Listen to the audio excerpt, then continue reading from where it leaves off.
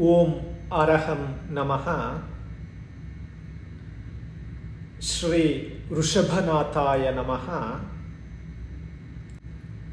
ಶ್ರೀ ಮಾನತುಂಗಾಚಾರ್ಯ ದೇವ ವಿರಚಿತ ಭಕ್ತಾಮರ ಸ್ತೋತ್ರ 22.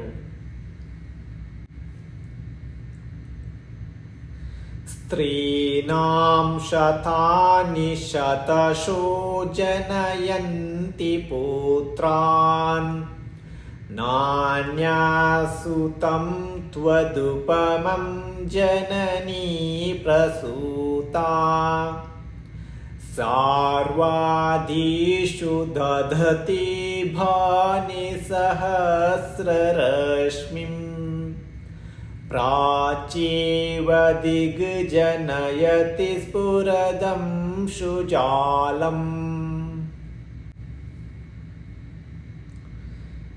ಈ ಶ್ಲೋಕದ ಪದಗಳ ಅರ್ಥ ಹೀಗಿವೆ. ಸ್ತ್ರೀನಾನ್ ಶತಾನಿ ಅರ್ಥಾತ್ ನೂರಾರು ಹೆಂಗಸರು, ಶತೋಷು ಪುತ್ರಾನ್ ಅರ್ಥಾತ್ ನೂರಾರು ಮಕ್ಕಳನ್ನು,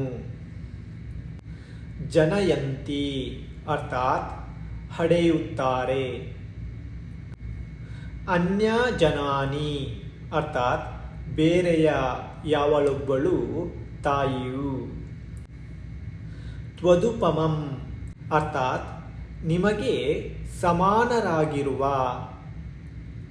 ಸೂತಂ ಅರ್ಥಾತ್ ಮಗನನ್ನು, ನ ಪ್ರಸೂತ ಅರ್ಥಾತ್ ಹಡೆದವಳು ಆಗಿಲ್ಲ,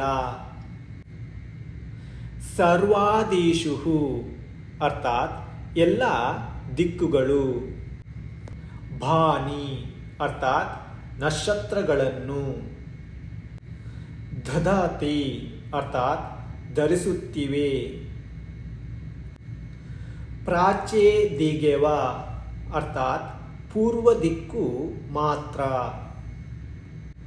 ಸ್ಫುರದಂಶುಜಾಲಂ ಅರ್ಥಾತ್ ಪ್ರಕಾಶಿಸುತ್ತಿರುವ ಕಿರಣಗಳಿಂದ ಕೂಡಿರುವ, ಸಹಸ್ರ ರಶ್ಮಿಂ ಅರ್ಥಾತ್ ಸೂರ್ಯನನ್ನು, ಜನಯತಿ ಅರ್ಥಾತ್ ಹುಟ್ಟಿಸುತ್ತದೆ. ಈ ಶ್ಲೋಕದ ಭಾವಾರ್ಥ ಹೀಗಿವೆ. ಜಗತ್ತಿನಲ್ಲಿ ಎಲ್ಲ ತಾಯಿಯರು ಅಸಂಖ್ಯಾತ ಮಕ್ಕಳನ್ನು ಹಡೆದಿದ್ದಾರೆ. ಆದರೆ ಯಾವ ತಾಯಿಯೂ ನಿಮ್ಮನ್ನು ಹೋಲುವ ಮಗನನ್ನು ಹಡೆಯಲಿಲ್ಲ. ಎಲ್ಲ ದಿಕ್ಕುಗಳಲ್ಲಿಯೂ ಅಸಂಖ್ಯಾತ ನಕ್ಷತ್ರಗಳು ಮಿನುಗುತ್ತವೆ.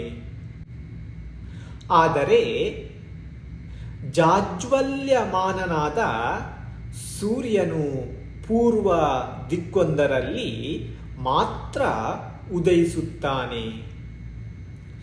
ಇಲ್ಲಿ ಪೂರ್ವ ದಿಕ್ಕು ಒಂದೇ ಹೇಗೆ ಪ್ರಜ್ವಲಿಸುವ ಸೂರ್ಯನ ಉದಯಕ್ಕೆ ಕಾರಣವಾಗಿರುವುದೋ ಅದರಂತೆ ಜಿನ ಜನನಿ ಮರುದೇವಿ ಒಬ್ಬಳೇ ಭಗವಾನ್ ವೃಷಭಸ್ವಾಮಿಯಂತಹ ದೇವೋತ್ತಮರ ಜನನಕ್ಕೆ ಕಾರಣವಾಗಿದ್ದಾಳೆ ಎಂದು ಭಾವವು.